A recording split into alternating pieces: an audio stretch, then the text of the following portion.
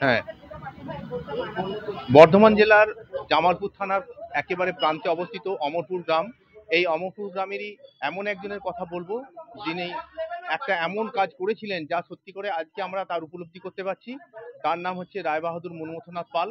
তিনি আজ থেকে 120 বছর আগে এই অমরপুর গ্রামে প্রতিষ্ঠা করেছিলেন অমরপুর বিমলা কৃষি বিদ্যালয়, যেটি ছিল গোটা পশ্চিমবঙ্গ নয় শুধু, অবিভক্ত বাংলার প্রথম এগ্রিকালচার স্কুল।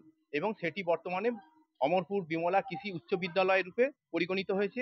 তার পাশাপাশি তিনি বালিকাদের জন্য তৈরি করেছিলেন অমরপুর বিমলা কৃষি বালিকা বিদ্যালয়। তার সঙ্গে সঙ্গে তিনি সেখানে অমরপুর প্রাথমিক বিদ্যালয় থেকে শুরু করে ওই এলাকায় তিনি তৈরি করেছিলেন দাতব্য চিকিৎসালয়, বিভিন্ন মন্দির তৈরি করেছিলেন। এবং ওই স্কুলকে যাতে পরিচালনা করার ক্ষেত্রে কোনো অসুবিধা না হয়, কৃষি বিদ্যালয় হিসাবে যাতে ঠিকমতো থাকে, তার জন্য তিনি ওই স্কুলকে 50 বিঘে জমি দান করেছিলেন।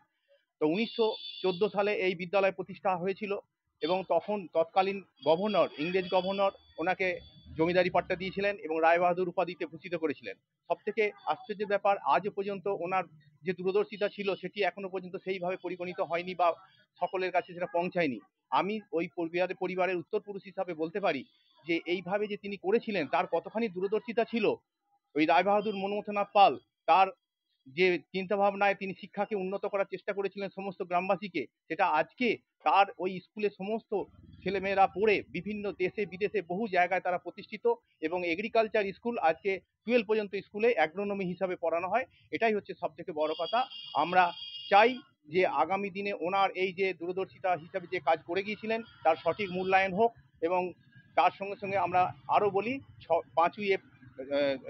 5ই জুলাই তার যে জন্মদিন, সেই দিনটি ওখানে ধুমধাম করে প্রত্যেক বছর পালিত হয়। সেইভাবে যেন এমন একটা জায়গায় চলে আসুক, সকলে চিনুক যে আজ থেকে কত বছর আগে তিনি এই চিন্তাভাবনা করেছিলেন।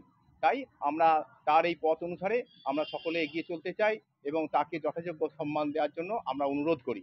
এবং আমরা সেই তার যে মহান কীর্তি তিনি করে গিয়েছিলেন, যে কৃষি বিদ্যালয়, এবং সেই কৃষি বিদ্যালয়ে উদ্বোধন করেছিলেন তখনকার দিনে অবিভক্ত বাংলার নবাব ফজলুল হক মহাশয় এসেছিলেন। আচার্য প্রফুল্লচন্দ্র রায় ওনার পৈতৃক বাড়িতে এসেছিলেন, যে পৈতৃক বাড়িতে আমরা এখনো বসবাস করছি। তার সেই ধারাকে যাতে বজায় রাখতে পারি এবং ওই স্কুল আজকে সেই ধারা বজায় রেখে চলেছে।